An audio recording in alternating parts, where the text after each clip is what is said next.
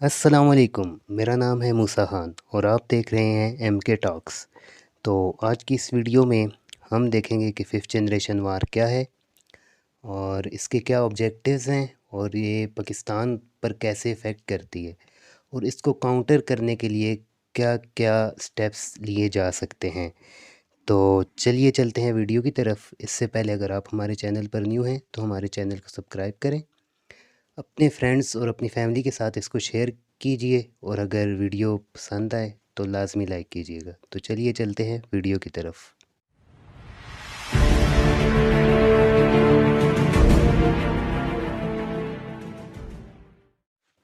जी, तो आ जाता है जी सबसे पहले फिफ्थ जनरेशन वार। तो ये टर्म किसने यूज़ की थी जी? ये सबसे पहले 2003 में रॉबर्ट स्टील ने ये टर्म यूज़ की थी। फिफ्थ जनरेशन वार सबसे पहले उन्होंने इसको यूज़ किया था। And the next thing is जी फिफ्थ जनरेशन वार होती क्या है, ये कैसे लड़ी जाती है, इसमें क्या क्या टूल्स होते हैं। ठीक है, इसका जो सबसे पहला और इम्पॉर्टेंट टूल है वो है जी ये वार यूजिंग मीडिया है। ये एक मीडिया कैंपेन के थ्रू लड़ी जाती है वार, जिसमें अपने एनिमी को डिग्रेड करने के लिए, उसके इमेज को डिस्टर्ब करने के लिए, उसकी मिलिट्री को डिफेम करने के लिए बहुत से टैक्टिक्स यूज़ किए जाते हैं और झूठी खबरें फैलाई जाती हैं, जिससे अपने एनिमी को इंटरनेशनल लेवल पे भी डिफेम किया जाता है और डोमेस्टिक लेवल पे भी। और इसके अलावा जी ये नॉन कन्वेंशनल एंड कन्वेंशनल वार, मतलब बहुत इसके अंदर जो है तो जो फीचर्स हैं, जो बहुत करेक्टरिस्टिक्स पाई जाती हैं कन्वेंशनल वार की भी और नॉन कन्वेंशनल वार की भी। कन्वेंशनल वार मींस के जो देखें रवायती जंगें होती थी जिनमें दो फरीक आपस में लड़ते थे, जंगें और मतलब असलहा वगैरह यूज़ होता था। ये सब कुछ यूज़ होता है, अभी भी होता है इस वार के अंदर भी, मगर ये बहुत ही कम यूज़ होता है। जो मोस्ट ऑफ जो वेपन यूज़ होता है वो मतलब आपके टैक्टिक्स यूज़ होते हैं, आपकी टेक्निक्स यूज़ होती हैं, जो कि नॉन कन्वेंशनल वार जिसे हम कहते हैं कि वो वार दिख रही नहीं होती मगर वो वार होती है। नॉन कन्वेंशनल वार मतलब आपको अपने मुल्क के अंदर ही से अंदर से खोखला किया जाता है इस वार के अंदर। ठीक है, और इसमें सबसे मज़े की बात कि जो कन्वेंशनल वार होती है वो बड़ी कॉस्टली होती है। ठीक है, उसमें वेपन यूज़ होता है, उसमें फ्यूल यूज़ होता है, उसमें लाइफ्स यूज़ कि जो आपके आर्मी के या जो आपके मिलिट्री फोर्सेस के लोग लड़ रहे होते हैं उनकी जानी नुकसान होने का ख़दशा होता है। मगर इसमें ये सब बहुत ही कम होता है, बहुत ही माइनर स्टेज पे होता है ये सब। तो ये ग्रेजुअली स्टार्ट रहती है ये वार और ये लॉन्ग टर्म वार होती है, ये चलती रहती है। ठीक है जी।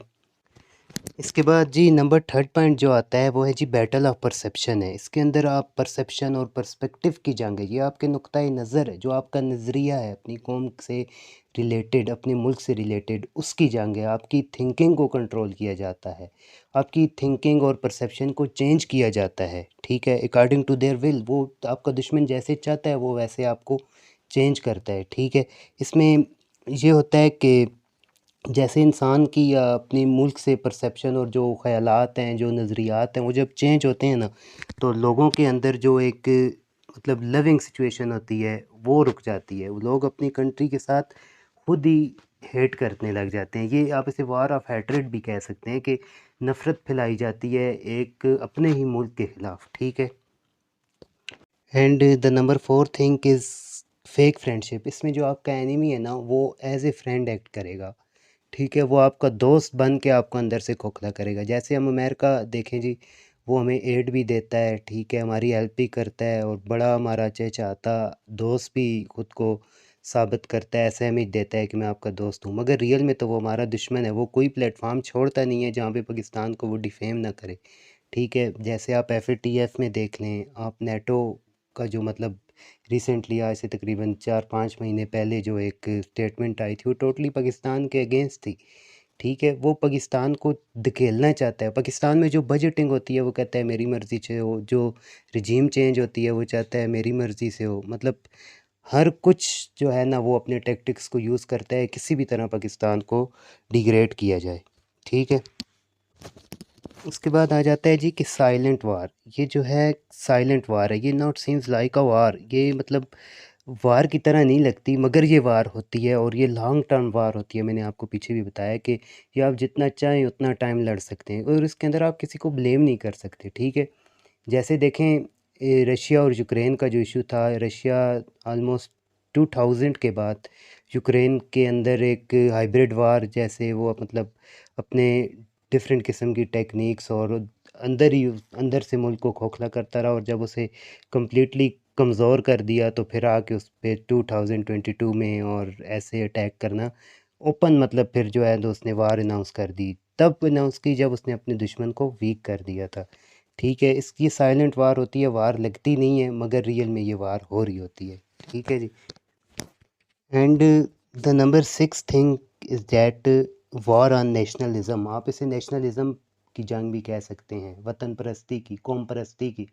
ठीक है, वो कैसे कि देखें जी, नेशनलिज्म कहते हैं जी नेशनल यूनिटी को। ठीक है, इसके अंदर आपके मुल्क के अंदर ही सेक्टेरियनिज्म होगी, ग्रुपिंग क्रिएट की जाती है, different type of insurgent groups को एड दी जाती है, उन्हें असिस्ट किया जाता है ताकि वो अपनी गवर्नमेंट के ख़िलाफ़, अपनी स्टेट के ख़िलाफ़ ही मतलब बागी हो जाएं। ठीक है, और मुल्क के अंदर ही मतलब डिस्टर्बेंस पैदा की जाती है, पॉलिटिकल अनरेस्ट हो, इकोनॉमिक अनरेस्ट हो, जो भी हो, वो मुल्क के अंदर से ही उधर उधर के ही लोगों से जो है ना अपने मुल्क को अपने हाथों वीक करवाया जाता है। ठीक है, और ये चीज़ होती है जी, 5th जनरेशन वार ऐसे लड़ी जाती है। ठीक है, and the next thing is जी कि साइकोलॉजिकल वार भी होती है। ठीक है, ये आपके थिंकिंग की वार होती है, ये आपकी मतलब जो साइकी होती है उसकी वार होती है, जो मतलब पीपल लोग जो होते हैं ना, वो जब से मतलब साइकोलॉजिकली उनको हिट किया जाता है, उनकी थिंकिंग को कंट्रोल किया जाता है, और इसके तहत पीपल जो होते हैं ना वो साइकोलॉजिकली वीक हो जाते हैं, और वो अपने ही मुल्क से खुद ही मतलब नफ़रत करना स्टार्ट हो जाते हैं। तो ऐसे आप इसे कह सकते हैं जी, साइकोलॉजिकल वार। उसके बाद आप देखें जी, इसे प्रोपेगेंडा वार भी कहा जाता है। प्रोपेगेंडा वार ऐसे कि प्रोपेगेंडा वार को आप ऐसे समझ लें कि जैसे इंडिया इंडिया जो कि हमारा एक दुश्मन भी है। ठीक है, मगर फेस टू फेस तो हमारी कोई जंग नहीं हो रही, मगर हम दोनों के बीच जंग हो रही है। पाकिस्तान इसको मतलब अपने डिप्लोमेटिक मींस को यूज़ करता है कि किसी तरह इंडिया को डिफेम किया जाए, उसे डिस्टेबलाइज़ किया जाए, और इंडिया चाहता है पाकिस्तान को डिफेम किया जाए, पाकिस्तान की इंटरनेशनल इमेज को डिस्टर्ब किया जाए।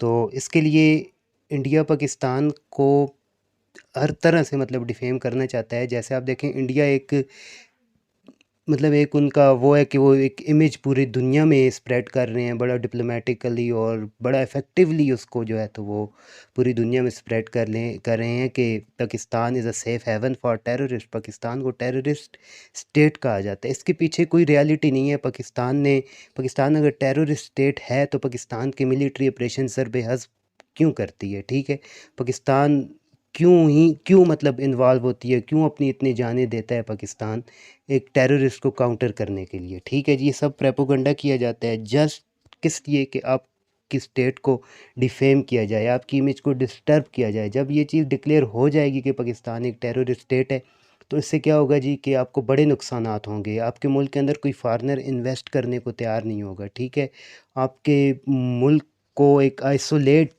सिचुएशन पे ले जाएंगे। ठीक है, आपको ये अलग कर दिया जाएगा, हर कोई आपसे दूर होगा कि टेररिस्ट स्टेट से भले क्यों कोई मतलब दोस्ती करे। ठीक है जी। उसके बाद आ जाता है जी कि ये कल्चरल वार भी है। कल्चरल वार ऐसे है कि इसमें जो है ना, जो कल्चर होता है आपकी कंट्री का उसको चेंज किया जाता है, उसके अंदर डिफरेंट किस्म की मतलब जो न्यू चीज़ें हैं जो अडॉप्टेड हैं उन्हें ज़्यादा फ़रोग दिया जाता है। जैसे आप अपनी वेडिंग्स में देखें, अपनी शादियों में आप देखें, तो हम वरी जो मतलब हम करते हैं, और जो मेहंदी की हमारी रस्म है, और ये सब जो हम डोली में जो बहुत से आज भी होता है कि जो देहाती इलाके हैं या बहुत से सिटीज़ में भी अभी भी ये होता है कि जो रुखसती की जाती है वो डोली में की जाती है। ठीक, और ये सब कुछ जो हमने अडॉप्ट किया है ये हिंदू कल्चर से हमने अडॉप्ट किया, जो जिसका हमारे इस्लाम से कोई भी मतलब रिलेशन नहीं बनता, मेहंदी का, वरी का, इन सब का। ठीक है जी। उसके बाद आ जाता है जी आपका, आप अगर अपने क्लॉथ प्रेफरेंसेस देखें तो हम वेस्ट को बड़ा प्रेफर करते हैं जी। हम उनके क्लॉथिंग को बड़ा ही जो है ना मतलब ख़ुद को बड़ा लेवल का समझते हैं उनकी क्लॉथिंग पहन के। ठीक है, उनके जैसा ड्रेस पहन के। ठीक है, और जो हमारे यहाँ पर्दे की बात करें, जो हमारे यहाँ बुरके की बात करें उसको हम बैकवर्ड क्लास कहते हैं, ठीक है? अगर आप गौर से एक एक बात पे अगर आप सोचें कि जब इंसान का एवोल्यूशन हुआ था, जब इंसान आया था दुनिया में, तो वो बग़ैर लिबास के था। जैसे-जैसे ह्यूमन डेवलपमेंट हुई तो लिबास आना शुरू हुआ, तब से खुद को ढाँपना शुरू हुआ, ठीक है जी? और ये सब कुछ आपके कल्चर के अंदर लाया जाता है कि जी जो भाई ऐसे पर्दे की बात करे, जो ये सब बातें करे, वो क्या होता है, वो बड़ा बैकवर्ड क्लास से होता है, ठीक है जी? उसके बाद आ जाता है जी कि पॉलिटिकल वार। ये पॉलिटिकल वार भी है कैसे जी, आपके मुल्क के अंदर एक पॉलिटिकल जो एक इन्वायरमेंट चल रहा होता है, जो कि बड़ा ही मतलब अच्छे तरीके से चल रहा होता है, उसको उसके अंदर अनरेस्ट पैदा किया जाता है। गवर्नमेंट के ख़िलाफ़ बहुत से ग्रुप्स को कर दिया जाता है जो कि नहीं चाहते कि गवर्नमेंट प्रॉपरली वर्क करे, और वो डिफरेंट किस्म के एहतजाज, और जैसे आप पीटीएम को आप देख लें, जो कि हमारी आर्मी को डिफेम करने के लिए बड़ी मतलब पुरजोश थी, पुरज़्म थी, ठीक है? ये सब कुछ जो है ना, ये बाहर के और फ़ॉरेन के मतलब जो आपके एनिमी होते हैं, उनके बनाए गए ग्रुप्स होते हैं जो इनको एड देते हैं, जो इनको असिस्ट करते हैं, सिर्फ़ इसलिए कि वो आपकी कंट्री को, आपकी गवर्नमेंट को अंदर ही अंदर वीक कर दें, ठीक है जी? ये जो ग्रुप्स होते हैं ना, ये ग्रुप्स बहुत सारे बाहर मतलब जो आपके एनिमी होंगे, इंडिया हो गया, इसराइल और यूएसए से बहुत सारे लोग जो है, तो यहाँ पे इनकी एजेंसीज काम कर रही हैं, जो कि इन ग्रुप्स को बड़ा ही एक बूस्ट देती हैं और इनको बड़ा एड देते हैं और कहते हैं कि पीछे ना हटो, हम आपके साथ हैं, ठीक है? इस कंट्री को अंदर ही अंदर वीक कर दो, ठीक है? ये जो होता है, तो ये पॉलिटिकल अनरेस्ट पैदा करता है कंट्री के अंदर, जिससे फिर जो लोगों की खिदमत होती है एक डेमोक्रेटिक गवर्नमेंट के, जो मतलब मेन पर्पज़ होता है, उससे गवर्नमेंट की अटेंशन को डाइवर्ट किया जाता है और लोगों को मज़ीद तर मज़ीद गरीबी में ढकेला जाता है, ठीक है जी? उसके बाद जी इसे हम इकोनॉमिक वार भी कहते हैं। इकोनॉमिक वार तो आप बड़े मतलब अच्छे से समझ लेंगे कि एक इकोनॉमिक पेन कंट्री के ऊपर इम्पोज़ किया जाता है, ठीक है?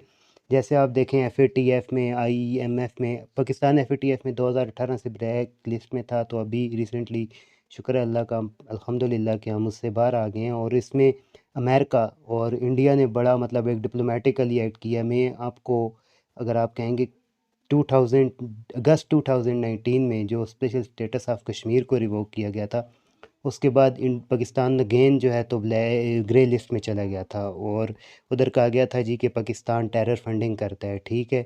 टेरर फाइनेंसिंग और मनी लॉन्ड्रिंग, इन दोनों केसेस में पाकिस्तान को फिर अगेन से जो है ना ग्रे लिस्ट में डाल दिया गया था। इसी तरह मुल्क के ऊपर इकनॉमिक पेन इम्पोज किया जाता है ताकि जो एनिमी स्टेट है वो सरवाइव ना कर पाए, ठीक है जी? And the last thing and the most important thing is cyber war. आप इसे साइबर वार कहते हैं कि इसके अंदर जो आपका डेटा उसे स्नैच किया जाता है, मतलब आपका डेटा चोरी हो जाता है। जैसे आज से आप 4-5 महीने पहले चल जाएं तो आपका एफबीआर का बहुत सारा डेटा मतलब किसी ने छीन लिया था, स्नैच कर लिया था, हैक कर लिया था आपका डेटा, ठीक है जी, चोरी कर लिया था। तो इसके अंदर जो होता है नेगेटिव यूज़ होता है जी साइबर स्पेस का, ठीक है?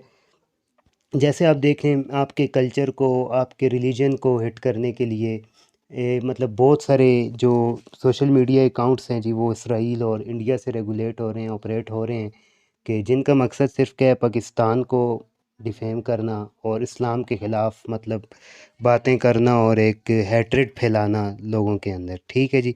ये सब जो है तो फिफ्थ जनरेशन वार है, और इसके क्या टूल्स हैं, ये सब कुछ हमने देख लिया। और ये वीडियो बहुत लंबी हो रही है, इसके लिए हम एक दूसरा पार्ट भी बनाएंगे, और अगर ना हुआ तो हम एक 3 पार्ट में इसको तकसीम करेंगे, जो कि बड़ा इजीली इंशाल्लाह आपको समझ आ जाएगी। तो लास्ट में थैंक्स फॉर वाचिंग।